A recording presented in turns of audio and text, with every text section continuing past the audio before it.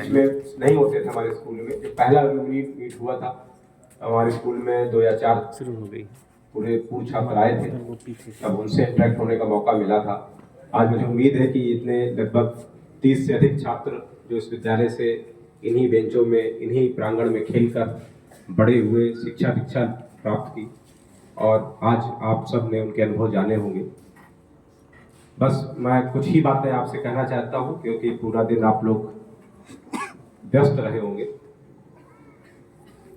पहला तो ये है, जो मैं मतलब कभी जब अकेला होता हूँ, जब सोचता हूँ कि ऐसी क्या चीजें हैं जो व्यक्ति को अपनी मंजिल से मिला देती हैं, ऐसी क्या चीजें हैं जो उसको सफल पुरुषों में या सफल महिलाओं में उनकी गिनती हो जाती है। और दो ही तीन बातें हैं जो कई बार आप लोगों ने स्कूलों के बोर्ड में लिखी हुई देखी होंगी, कई बार किताबों में भी पढ़ लिया होगा, लेकिन उन शब्दों पे, उन लाइनों पे हमने उसको उतना जोर नहीं दिया है। पहला ये है, जो मतलब मेरे खुद के अनुभवों से भी जुड़े हुए हैं, क्योंकि मैं वही बताऊंगा जो मैंने अनुभव किया है। वो ये है कि यदि किसी चीज को पाने की इच्छा हो और बहुत इच्छा हो, तो उसको पाने के लिए जो रास्ते हैं वो व्यक्ति अपने आप खोज लेता है। हम में से जितने भर लोग यहाँ खड़े हैं, मुझे नहीं लगता कि किसी को ये बताने वाला रहा होगा कि अब तुम ऐसे ऐसे बढ़ो, तुम ऐसे ऐसे, तुम्हें आगे आगे रास्ते क्लियर होंगे। हमने या हम जैसे लोगों ने जो भी चाहा उसके लिए प्रयास किया और उस पर्सन को खोजने की कोशिश की जो हमें ज्ञान दे सकता है, जो हमें बता सकता है। तो आप सब बराबर हैं, सेम प्रतिभाओं के हैं।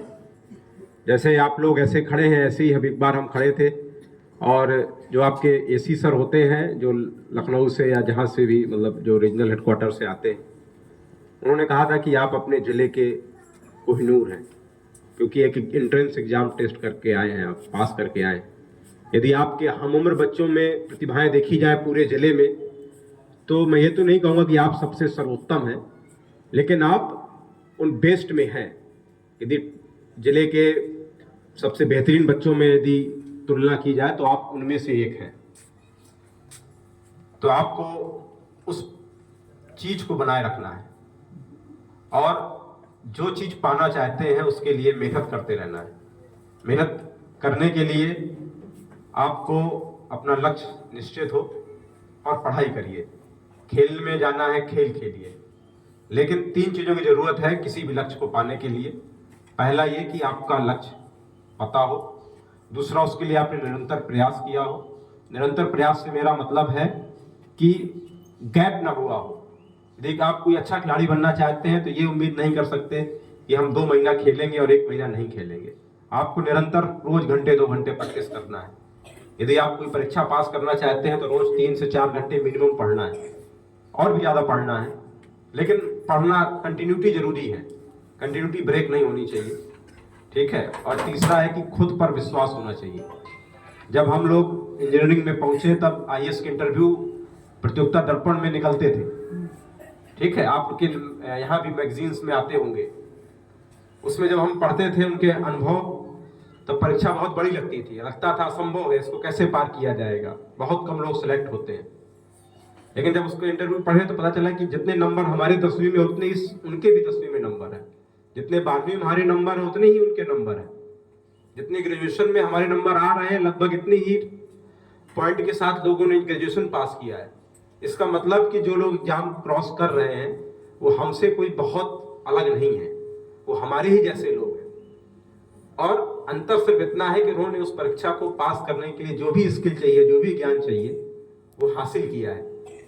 और ये मैं मतलब जो मैंने सुना है अपने गुरुजनों से, वो ये बताना चाहता हूँ कि आप एक लक्ष्य को बनाइए, उसको पाने का प्रयास करिए और अपने माता पिता या ईश्वर जिस पे भी आप भरोसा करते हो उस पे भरोसा रखिए। यदि आप अपने लक्ष्य को पा लेते हैं तब भी अच्छा है, लेकिन यदि किसी कारणवश आप अपने लक्ष्य को नहीं पा पाते हैं तो ये विश्वास रखिएगा कि जो भी आप जीवन में पाएंगे और जो भी आप अपने लक्ष्य से पाना चाहते थे उससे वो हमेशा बेहतर ही होगा।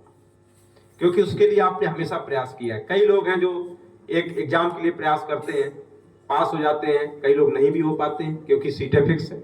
लेकिन आप जहां भी रहेंगे, जिस जिस क्षेत्र में रहेंगे, वहां आप अच्छा करेंगे। और अंत में संतुष्टि भाव महत्वपूर्ण है कि हम जहां भी हैं वो अच्छा कर रहे हैं, अपने आसपास का माहौल अच्छा कर रहे हैं, लोगों की मदद कर रहे हैं, हम अपने कार्यों से अपनी पहचान बना रहे हैं। यही आप इसी मैसेज के साथ, और जितनी बार यहाँ हमारी छोटी बच्चियां हैं, लड़कियां हैं, उनको मैं बस यही कहूंगा कि मन में ये जरूर ठानना है कि हमें अपने पैरों पे खड़ा होना है। हमें समाज से, आप इस जिले की लाखों बच्चियों में से आगे हैं जहां आप 12वीं तक एक उत्कृष्ट शिक्षा प्राप्त कर रही हैं। अब आपको जरूरत है, यदि घर से लड़ना भी पड़े तो अपने टीचर्स की मदद लेके आगे पढ़िए, आगे बढ़िए और अपने पैरों पे खड़े होइए। आप ये नहीं, मैं कहता कि मतलब सरकारी नौकरी ही करिए, कुछ भी करिए, सामाजिक संगठन बनाइए, ठीक है, आप अपने एक एनजीओ के माध्यम से आगे बढ़िए, कुछ भी करिए, लेकिन एक अपनी अपनी पहचान बनाइए, ताकि जो पहचान आपको गांव में अभी मिली होगी, पढ़ते होंगे लोग, बोलते होंगे फला की लड़की नवोदय में पढ़ती है, तो वो जो मतलब जो उसका क्या कहें, आत्मविश्वास का ही है, या जो वो एक प्राउड फील है, वो हमेशा बनाए रखिए।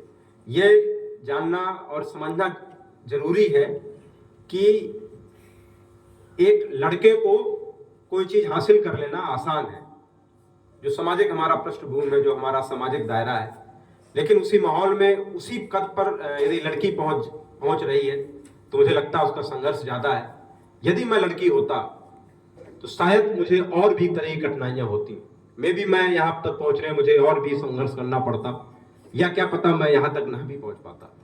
तो मुझे उम्मीद है कि जो आप लोग यहाँ शिक्षा ले रही हैं उसमें आप जरूर सफल होइए। और बहुत मतलब हमारे साथ की जो लड़कियां हैं वो कहीं ना कहीं अपनी जगह अपने आप अपने पैरों पर खड़ी हुई हैं, जो हमको देखकर बड़ा एक सुकून मिलता है कि जो हमारे साथ की बहनें रहीं, रक्षाबंधन का त्यौहार हम जिनके साथ मनाते रहे, आज वो भी अपने पैरों पर खड़ी हुई हैं। मुझे उम्मीद है कि आप लोग भी आगे बढ़ेंगी और अपने माता पिता का और अपने गुरुजनों का आप लोग नाम रोशन करेंगे। और जो भी आपकी असुविधाएं हैं या कहें जो भी समस्याएं हैं, वो प्रिंसिपल साहब के माध्यम से हमको पता चलती रहती हैं, हम भी प्रयासरत रहते हैं। लेकिन इन सब का भी बहुत मायने नहीं रहता जीवन में। आज के 5 साल बाद इस सब चीज का कोई मायने नहीं रहेगा कि आप किस तरीके से आगे बढ़े हैं। बस मायने ये रखेगा कि आपने कितनी मेहनत की है, कितना आगे बढ़े हैं। और जो भी हमारे बच्चे हैं, आप लोग भी पढ़िए। एक अनुभव है कि नवोदय में पढ़ने वाले 90% बच्चे सही ट्रैक पर रहते हैं, मोरलेस सही रहते हैं, 10% बच्चे डिरेल हो जाते हैं। मुझे उम्मीद है कि स्कूल प्रशासन ऐसे बच्चों की काउंसलिंग करेगा, कैरियर काउंसलिंग करेगा, उनकी मेंटल हेल्थ पे काउंसलिंग करेगा, ताकि ये समझ रहे कि क्षमताएं उनके अंदर भरी पड़ी हैं, बशर्ते उसको सही दिशा में ले जाना है, मेहनत करनी है। आप लोग आगे बढ़ें। आप सबको शुभकामनाएं। धन्यवाद।